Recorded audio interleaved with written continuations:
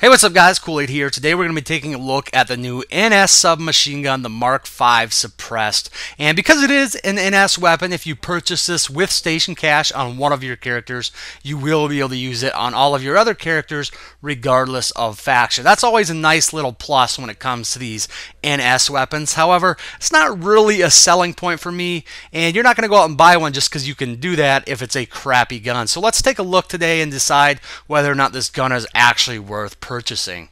So we'll take a look at some stats, and you're probably going to hear me compare this to the Ns7 Pdw a little bit in this video. That's because they're actually very similar in the way they function and even in appearance. So we'll start with damage, and the Mark V Suppressed is going to do 125 maximum damage out to 10 meters. It will then begin to fall off where it reaches its minimum damage of 91, and it will reach that at 42 meters. Now when you start looking at that 10 meter range where the maximum damage starts to fall off, that's actually better than any other submachine gun aside from the Iridani, which also reaches its maximum, or also has its maximum damage fall off at 10 meters, and the Ns7 Pdw, which has its maximum damage fall off at 15 meters. So you're looking at an 8-shot kill at 10 meters, or within 10 meters, and it falls off to an 11-shot kill at its minimum. So with that 125 damage comes a rate of fire of 779 rounds per minute. Now this doesn't necessarily put it towards the bottom of the tier, but it's pretty close. There's only 3 other SMGs that have a slower rate of fire than that. One being the Iridani, another being the Cyclone, and both of those are obviously going to do higher starting damage. The other one being the Ns7 Pdw, which is only going to have a 29 rounds per minute slower rate of fire. So if you directly compare their damage and their rate of fire, I got to give the nod to the Ns7 Pdw because it does have that 5 meters extended range before its maximum damage starts to drop off. I do want to say that I could feel the extra rate of fire, but for the most part, 29 rounds per minute is going to be pretty negligible. As for reloads, the Mark V is going to have a 2.6 second short reload, which is actually pretty slow for submachine guns. I'm a bit surprised. And the long reload department is going to have a 2.84 second long reload, which does actually put it towards the top of the tier of SMGs. And trust me, if you are running this gun without extended mags, you will run that magazine dry quite often, making that faster long reload definitely come in handy from time to time. Now, if you directly compare this to the Ns7 Pdw, it does have both a slower short and long reload. However, the time isn't that much different, and again, this is pretty negligible as well. Speaking of running the magazine dry, the Mark V does come with 30 rounds per magazine with an ammo pool of 240. Now you can extend that with extended magazines, reaching 40 rounds per magazine. Same exact thing as the Ns7 Pdw, so again, they're very similar there. Now, the accuracy numbers are similar to all other SMGs, so I'm not going to bore you with actually going over those, but these are, to me, primarily a hip-fire first type of weapon. However, I did find myself wanting to ADS a little bit more than I usually do with SMGs. Probably has to do with that little bit of extended range, plus the lower time to kill. I just want to be as accurate as possible when firing outside that safe zone of hip fire, that comfort zone. Now when it comes to recoil on this weapon, as far as I know, there aren't any actual numbers out yet, but I will show you guys that it does tend to recoil up and slightly to the right. Most SMGs recoil isn't going to be much of a factor anyway, especially when you're hip firing. It's just not a big deal, real easy to control. One of the things that makes SMGs so good. So at this point, if you haven't already used the Mark V in game, you're probably wondering, what's the point? What's the point of this weapon? What does it offer that other submachine guns do not? And the thing with this is it actually comes with a suppressor, an integrated suppressor. You cannot take it off of the gun. It comes free. You don't have to pay for it with certs.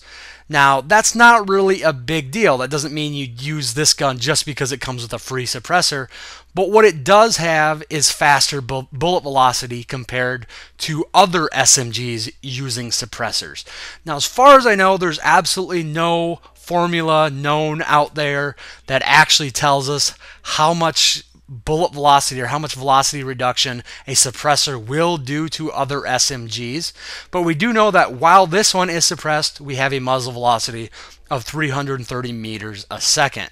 That is, again, going to be slower than all the other SMGs not suppressed, but it should be faster than all the other SMGs if they are suppressed. It actually says this right in the description of the weapon. It says it features superior bullet velocity and long-range stopping power compared to SMGs using optional aftermarket suppressors. Now, since we don't have that formula, or at least I am not aware of it, I can't actually tell you how much faster the velocity is going to be compared to other SMGs. So we're just going to have to take Sony's word that it does have that feature. Overall, I can't really say I'm a huge fan of this submachine gun, and I am somebody that actually does like to run suppressors on my submachine guns. Now, the irony of the situation is the one submachine gun that I typically do not run a suppressor on is the Ns7 Pdw, and if you take the Ns7 Pdw and put a suppressor on it, you basically have this weapon. So I can't really recommend this unless you're looking for a suppressed version of the Ns7 Pdw, if you don't already own the Ns7 Pdw. In fact, in a direct head-to-head comparison, I'd still rather have the Ns7 because of that 5 meters of extended maximum damage range. Now, if you do decide to buy this weapon, there are 3 variants. You have your standard one, which is going to cost 1,000 certs and 700 station cash. You have your black one, which you cannot buy with certs, but it is going to cost an extra 700 station cash, so 1,400 total. Or you have your gold version, which is going to cost 2,000 station cash, and that's up to you. You know, if you want to Raxium all 3, go ahead. I mean, it's really up to you how much money you want to spend on them. As far as attachments go, there is no other barrel attachments. You have the integrated suppressor, and that is all. I did play around with both extended mags and advanced laser sight, and I actually prefer extended mags on this weapon because it is such a low damage weapon, and it does have a slow short reload compared to other SMGs. So I would recommend the extended mags, especially trying to pick up, a multi-kill or something like that. You're probably going to need it. As far as optics go, I'd recommend the 1x or maybe 2x, but I wouldn't really want to go any further than that. The IRMV is a nice option as well, but that's really up to you. That's really a personal preference. And then you're going to want to slap soft point ammunition on as well. That's going to extend that maximum damage range out to 16 meters, making, a nice option for pretty much every SMG in the game.